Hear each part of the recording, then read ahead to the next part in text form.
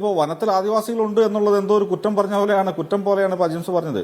വനത്തിന്റെ അവകാശങ്ങളാണ് ആദിവാസികൾ. അവർ എത്രയോ നൂറ്റാണ്ടുകളായിട്ടോ സഹസ്രാബ്ദങ്ങളായിട്ടോ വനത്തിനുള്ളിൽ ജീവിക്കുന്ന ആദിവാസികൾക്ക് റൈറ്റ്സ് ഉണ്ട്. നമ്മൾ 2006 വനാവകാശ നിയമം എന്നൊരു നിയമം തന്നെ കൊണ്ടുവന്നിട്ടുണ്ട്.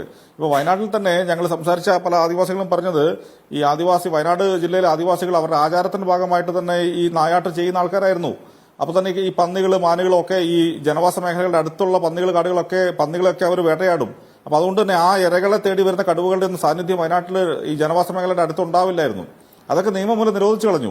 അപ്പൊ കാടിനകത്തുള്ള ഒരു പാരസ്പര്യം, ഇപ്പൊ വന്യമൃഗങ്ങൾ തമ്മിലുള്ള പാരസ്പര്യമുണ്ട്, ആദിവാസികളും വനവും തമ്മിലുള്ള പാരസ്പര്യമുണ്ട്. അതൊക്കെ നമ്മൾ നിയമം മൂലം ബ്ലൈൻഡായിട്ട് ഒറ്റയടിക്ക് അങ്ങ് മുറിച്ചു കളയാണ്. പ്രായോഗികമായിട്ട് എന്താണ് വേണ്ടത് എന്ന് മനസ്സിലാക്കാതെ എന്താ പറയുക, ഏതോ ചില്ലുമേടയിലിരിക്കുന്ന ഉദ്യോഗസ്ഥന്മാര് ഇവിടെയുള്ള മുഴുവൻ ആളുകളോട് വൈരാഗ്യം തീർക്കണമെന്ന് പറഞ്ഞ പോലെ ഒരു എലൈറ്റിസ്റ്റ് മെന്റാലിറ്റി വെച്ചിട്ട് ഈ നിയമം ഉണ്ടാക്കിയാണ്. ഇപ്പൊ മാധവ് ഗാഡ്ഗിൽ പോലും പറഞ്ഞിട്ടുണ്ട്, ഈ വന്യജീവി സംരക്ഷണ നിയമം എന്നത് അടിസ്ഥാനപരമായിട്ട് മനുഷ്യവിരുദ്ധവും ഭരണഘടനാ വിരുദ്ധവുമാണെന്ന് മാധവ് ഗാഡ്ഗിലാണ് പറഞ്ഞത്. ഇവിടുത്തെ പരിസ്ഥിതിവാദികളുടെ കൺകണ്ട ദൈവമായിരുന്നു മാധവ് ഗാഡ്ഗിൽ. അദ്ദേഹം തന്നെ പറഞ്ഞിട്ടുണ്ട്, അദ്ദേഹം കൃത്യമായിട്ട് പറഞ്ഞിട്ടുണ്ട്, ഈ കാട്ടുപന്നി അടക്കമുള്ള ജീവികളെ മാംസം ഉപയോഗിക്കാൻ പറ്റണം, എണ്ണം കൂടിയതിനെ കള്ളിയണം, കൃത്യമായിട്ട് പറഞ്ഞിട്ടുണ്ട്. പക്ഷേ ദൗർഭാഗ്യവശാൽ നമ്മുടെ വനം വകുപ്പിന് മാത്രം അത് മനസ്സിലാകുന്നില്ല. ഇപ്പൊ ഈ ചർച്ചയിൽ പങ്കെടുത്ത നമ്മുടെ കൺസർവേഷനിസ്റ്റ്, അദ്ദേഹത്തിന്റെ പേര് ഞാൻ പറഞ്ഞു, ഡേവിഡാണെന്ന് തോന്നുന്നു, അദ്ദേഹം വളരെ കൃത്യമായിട്ട് ആദ്യമായിട്ടാണ് ഒരു കൺസർവേഷനിസ്റ്റ് ഇവിടെ കടുവകളുടെ എണ്ണം കൂടുന്നുണ്ടെന്നും അത് ഓട്ടോമാറ്റിക്കായിട്ട് പുറത്തേക്ക് വരുമെന്നും അതിന്റെ എണ്ണം കുറയ്ക്കണമെന്ന് പറയുന്നത്. ഞാൻ അദ്ദേഹത്തിന്റെ അഭിപ്രായത്തെ മാനിക്കുകയാണ്. ഈ ഒരു അഭിപ്രായത്തിലേക്ക് നമ്മുടെ കൺസർവേഷനിസ്റ്റ്, നമ്മുടെ വൈൽഡ് ലൈഫ് ബോർഡിലുള്ള ആളുകളും സംസ്ഥാന വൈൽഡ് ലൈഫ് ബോർഡിലുള്ള ആളുകളും വന്നു കഴിഞ്ഞാൽ തന്നെ പകുതി പ്രശ്നം തീരും.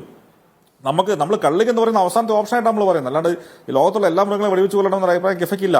അതിനെ ട്രാൻസ്ലൊക്കേറ്റ് ചെയ്യാം, അതിനെ സഫാരി പാർക്കുകളിലേക്ക് മാറ്റാം, മൃഗശാലകളിലേക്ക് മാറ്റാം, പല രീതിയിൽ ഉപയോഗിക്കാമല്ലോ. ഇപ്പൊ നമ്മൾ തായ്ലൻഡിലൊക്കെ പോയി കഴിഞ്ഞാൽ അറിയാം, ഒരു ചെറിയ സൂവില് തായ്ലൻഡ് ടൗണ് ബാങ്കോക്കില് 50-60 കടുവകളാണ്. നമുക്ക് കടുവയെ അവിടെ പോകാം, കടുവയെ തൊടാം, ഫോട്ടോ എടുക്കാം.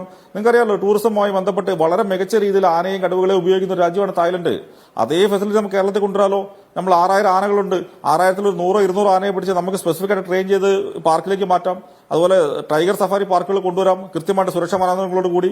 ഓക്കെ, അതിനുള്ള പ്രപ്പോസൽ പോയിട്ടുണ്ട്, അത് കൊണ്ടുവരണം. പക്ഷെ അതുകൊണ്ട് ജനങ്ങൾക്ക് ബുദ്ധിമുട്ടുണ്ടാകരുത് എന്നുള്ള ഒരു കണ്ടീഷൻ മാത്രമേ ഉള്ളൂ.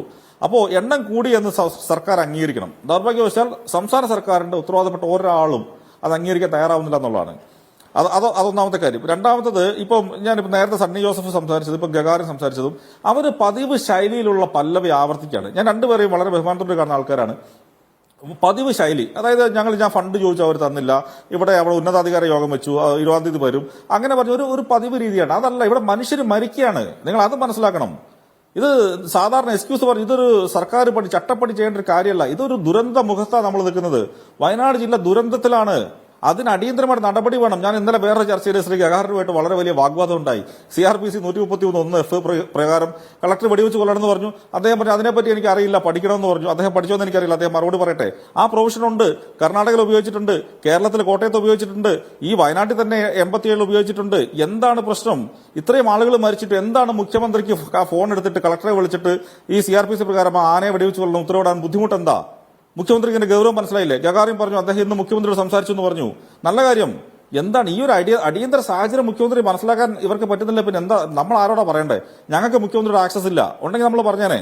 അപ്പോ ഈ ഒരു ഭരണ നേതൃത്വവും പ്രതിപക്ഷ നേതൃത്വവും രണ്ടുപേരും ഇതൊരു ചട്ടപ്പടി രീതിയിലാണ് കാര്യങ്ങൾ മുന്നോട്ട് പോകുന്നത്. ഈ